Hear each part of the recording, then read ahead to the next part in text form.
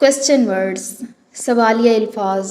हर ज़ुबान में कुछ अल्फाज ऐसे होते हैं जब उनको किसी भी जुमले में शामिल कर दिया जाए तो वो जुमला सवालिया जुमला बन जाता है।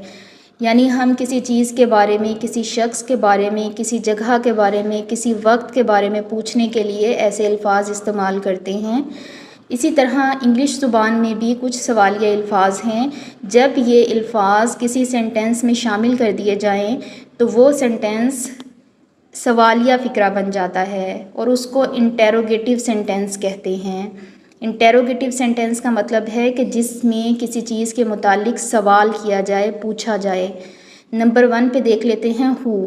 इसके स्पेलिंग है WHO, लेकिन यहाँ पे W जो है वो साइलेंट है, इसको हु पढ़ते हैं, हु। ये इसकी सबसे ख़ास बात यह है कि ये सिर्फ़ और सिर्फ इंसानों के लिए इस्तेमाल किया जाता है। जब भी किसी शख्स के मुतालिक बात की जाएगी, किसी शख्स के मुतालिक पूछा जाएगा तो हु का वर्ड इस्तेमाल किया जाता है। इसकी एग्ज़ाम्पल देख लेते हैं। Who was at the party, party में कौन था। Who is your best friend, तुम्हारा सबसे अच्छा दोस्त कौन है। दोनों सवालों में इंसानों के मुतालिक पूछा गया है, इसलिए हु का वर्ड इस्तेमाल हुआ है। आपने सबसे ख़ास बात यही याद रखनी है कि हु हमेशा इंसानों के लिए इस्तेमाल होता है। इसे कभी भी जानवरों के लिए, किसी जगह के लिए या किसी चीज़ के लिए इस्तेमाल नहीं किया जाएगा। इसके बाद सेकंड वर्ड है वेयर। ठीक है, ये पोजीशन और प्लेस के लिए इस्तेमाल होता है कि कोई चीज़ किधर पड़ी है, या कोई चीज़ कहाँ है, या कोई जगह कहाँ है, कोई जगह किधर है। ये किसी भी जगह या पोजीशन के बारे में पूछने के लिए इस्तेमाल किया जाता है।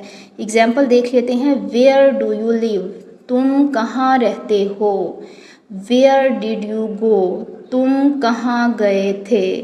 दोनों सवालों में पूछा गया है कि कहाँ, ठीक है, कहाँ का सवाल किया गया है, इसलिए वेयर इस्तेमाल हुआ है। नेक्स्ट देख लेते हैं व्हेन। व्हेन का मतलब होता है जब, और कभी कभार इसका तर्जुमा उर्दू में कब भी किया जाता है।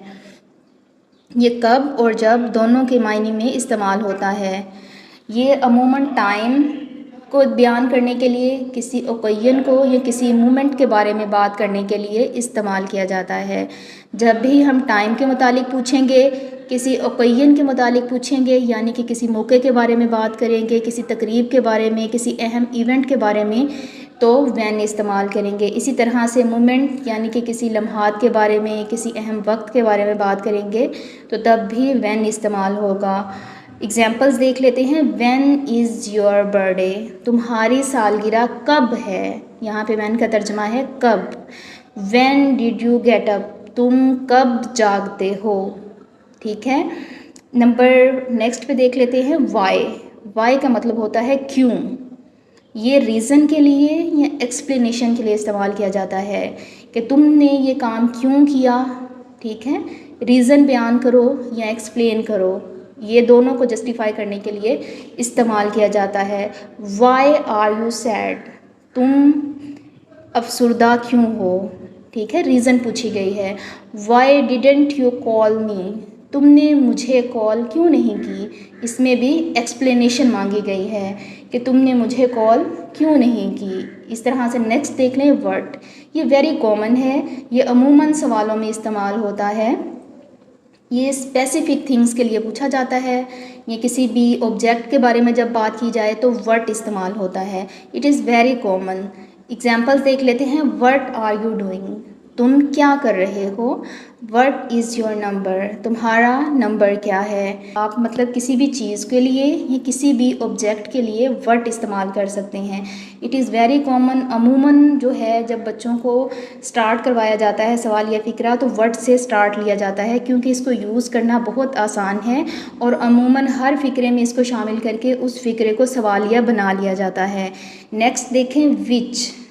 विच का मतलब होता है कौन सा, कौन सी, कौन से।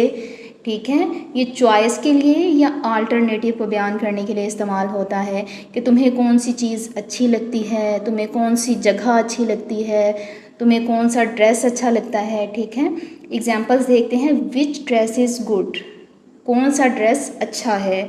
इसमें चॉइस पूछी गई है ठीक है। विच लेग हर्ट्स, कौन सी टांग में दर्द होता है। सवाल किया जा रहा है कि तुम्हारी कौन सी टांग में दर्द होता है। विच जो है आपने याद रखना है कि ये चॉइस के लिए भी होता है, किसी की चॉइस जानने के लिए, किसी की ख्वाहिश जानने के लिए, मर्ज़ी जानने के लिए कि वो क्या लाइक करता है, वो क्या डिसलाइक करता है, ठीक है। और इसी तरह अगर दो या दो से ज़्यादा चीज़ों में ऑप्शन हो तो उसमें भी विच का इस्तेमाल किया जाता है। नेक्स्ट है हाउ, ये जो है किसी भी तरीके को बयान करने के लिए, किसी भी मैनर या किसी भी फॉर्म को डिस्क्राइब करने के लिए जो है हाउ इस्तेमाल होता है कि आप जो है काम कैसे करते हैं, आप कैसे बिहेव करते हैं।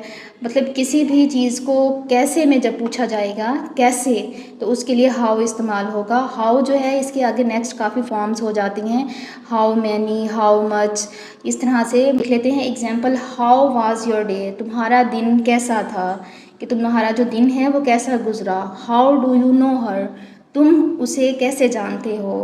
दोनों में सवाल किया गया है, ठीक है। ये कुछ क्वेश्चन वर्ड्स हैं जो अमूमन इंग्लिश में इस्तेमाल होते हैं, और जब भी इंग्लिश लैंग्वेज को स्टार्ट किया जाता है तो अमूमन बच्चों को इन्हीं वर्ड्स के साथ इंट्रोड्यूस करवाया जाता है, क्योंकि इन्हें इस्तेमाल करके सवालिया फ़िक्रे यानी कि इंटेरोगेटिव सेंटेंस बनाना बहुत आसान है। हमें अपनी डेली बोलचाल में इन अल्फाज को इस्तेमाल करना चाहिए, क्योंकि अगर आप कोई भी लैंग्वेज सीखना चाहते हैं तो उसका की स्टेप यही है कि आप उस लैंग्वेज को बोलें। आप जितना ज़्यादा उस लैंग्वेज को बोलेंगे उतना ज़्यादा आपका माइंड यूज़ टू होता चला जाएगा, और आप विद टाइम विदाउट स्ट्रगल वो लैंग्वेज बोलने के काबिल हो जाएंगे। अगर आप सिर्फ पढ़ते रहेंगे तो आप कभी भी किसी ज़ुबान पर अबूर हासिल नहीं कर सकते, क्योंकि लिसनिंग और स्पीकिंग हर ज़ुबान का सबसे अहम स्टेप होता है। इसलिए ख़ुद को मजबूत समझें, कॉन्फिडेंट समझें और घबराएं मत। अगर आपकी प्रोनाउंसिएशन, अगर आपकी वोकैबुलरी, अगर आपका सेंटेंस स्ट्रक्चर कमज़ोर है तो कोई बात नहीं, हर शख्स कमज़ोर होता है, आहिस्ता आहिस्ता मेहनत करता है और वो अरूज हासिल कर लेता है। आप भी अपनी इंग्लिश पे फोकस करें और इंशाअल्लाह ताला अल्लाह ताला आपकी मदद फरमाएंगे। अस्सलामु अलैकुम रहमतुल्लाहि व बरकातहू।